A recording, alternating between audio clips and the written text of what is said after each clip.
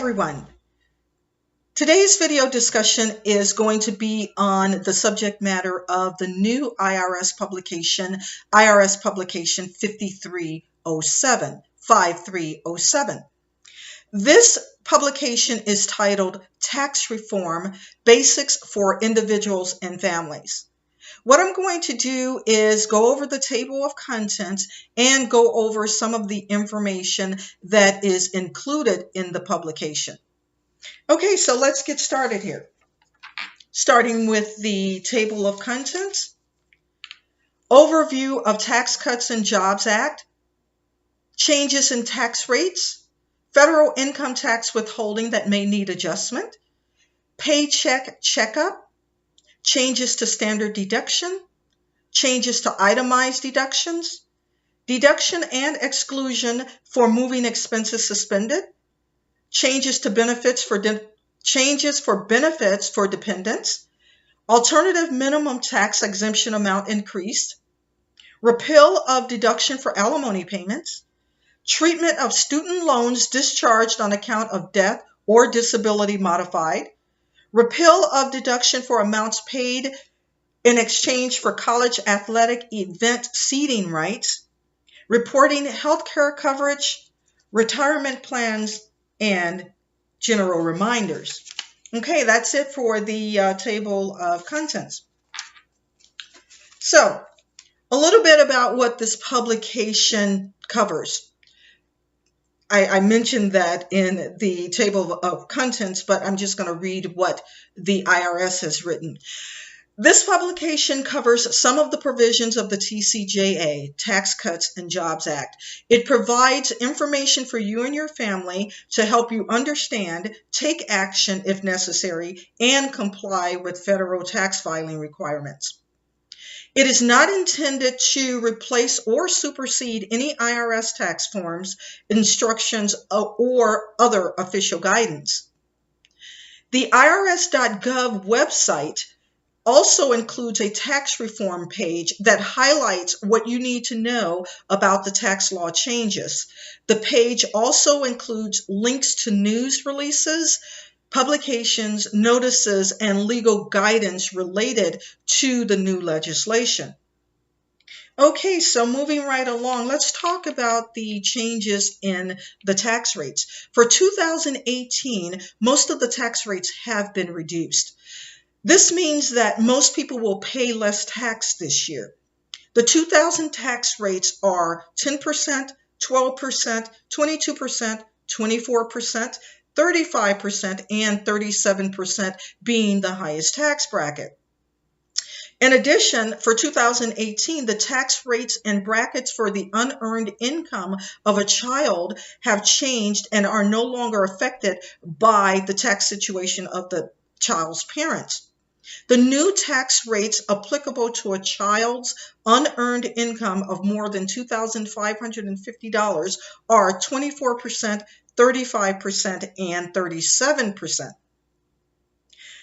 Some of the changes in the law that affect you and your family include increasing the standard deduction, suspending personal exemptions, increasing the child tax credit, and limiting or discontinuing certain other deductions. Now, federal income tax withholding may need adjustment. The U.S. tax system operates on a pay-as-you-go basis. Taxpayers must generally pay at least 90% of their taxes throughout the year through withholding, estimated, or additional tax payments, or a combination. This means that you need to pay most of your tax during the year as the income is earned or received. If you don't, you may owe an estimated tax penalty when you file your taxes. In regards to withholdings, just as the amount of your withholding has changed based upon the tax rates, you may also need to adjust your withholding with your employer. You should review your 2018 withholdings to make sure that the proper amount is being withheld so that you won't get surprised at tax time and find yourself owing. Now, to help with figuring out what your correct withholding amount should be, the IRS has implemented a new tool, withholding calculator. And they've also adjusted the form W-4. So you may want to check out the withholding calculator tool and the new form W-4. Okay, so let's see here. Moving right along. Now, regarding making estimated or additional tax payments, certain taxpayers, including those who don't have enough income tax withheld by their employer, may have to pay estimated tax payments. If the amount of income tax withheld from your salary or pension is not enough, or if you receive income such as interest, dividends, alimony, capital gains, self-employment income, prizes and awards, you may have to make estimated tax payments throughout the year. The IRS encourages everyone to use the withholding calculator to perform a quick checkup to make sure the withholdings are what they should be. Now, in order to make estimated tax payments, you can use the form 1040-ES. That's E as in Edward, S as in Sam. Okay, so let's talk about the changes in the standard deduction. Now, for tax year starting 2018, the standard deduction for each filing status is as follows. Single, $12,000. Married filing jointly, $24,000. Married filing separately, $12,000. And head of household, $18,000. Regarding the medical and dental expenses, you can deduct certain unreimbursed medical expenses that exceed 7.5% of your adjusted gross income in 2018. For tax year 2017, the percentage amount was 10%. Okay, so let's see here.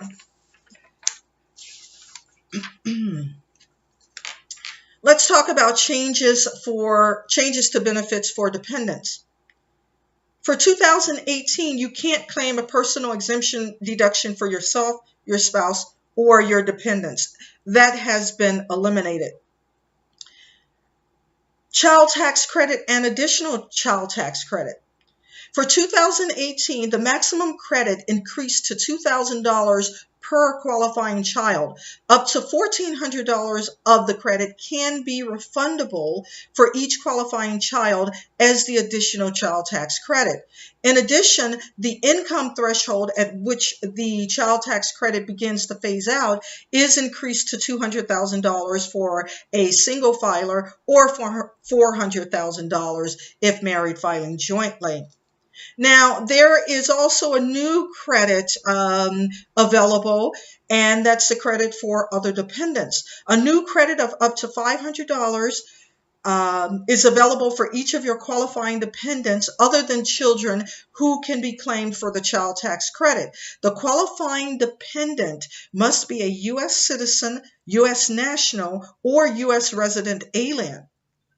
The credit is calculated with the child tax credit in the form instructions. The total of both credits is subject to a single phase out when adjusted gross income exceeds $200,000 for a single filer or $400,000 if married filing jointly. This means that you may be able to claim this credit if you have children age 17 or over, including college students, children with ITINs, or other older relatives in your household. Okay, so moving right along here. Social Security number required for child tax credit. Beginning with tax year 2018, your child must have a Social Security number issued by the Social Security Administration before the due date of the tax return, including extensions, to be claimed as a qualifying child for the child tax credit or additional child tax credit. Children with an ITIN cannot be claimed for either credit.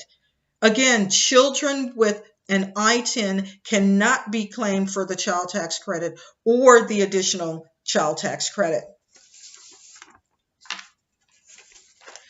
Okay, let's talk about the repeal for the deduction of alimony payments.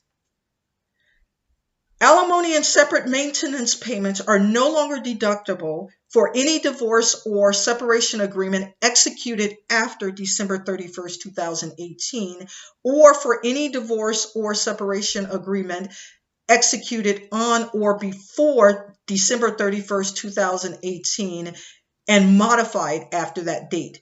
Further, alimony and separate maintenance payments are no longer included in income based on these same dates.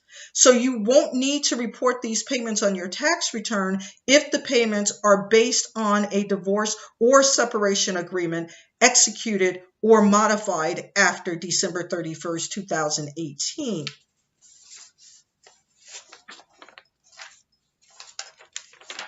Reporting health care coverage.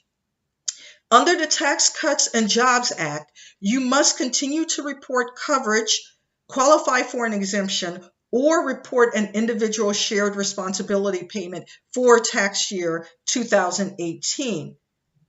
For tax year 2019, the shared responsibility payment is reduced to 0 under the Tax Cuts and Jobs Act, which means that if you do not have insurance coverage in 2019, you will not get penalized for it. However, for tax year 2018, if you did not have insurance, the penalty still applies. Okay, so pretty much that concludes my summary of some of the information that's in the publication 5307. There's a lot more information in the publication that will likely be beneficial for you to reference. So my suggestion is when you have a little bit of time, you might want to just peruse through the publication. It's only about 14 pages long, so it's not a lot of information, but the information in the publication seems to be relevant information that will definitely help you understand the changes with the TCJA and the individual filing requirements. Okay, well, this concludes my discussion of the publication 5307, and I hope the information that I have provided has been beneficial to you. And as always, my goal is to help you make your life a little less taxing. Thank you for listening.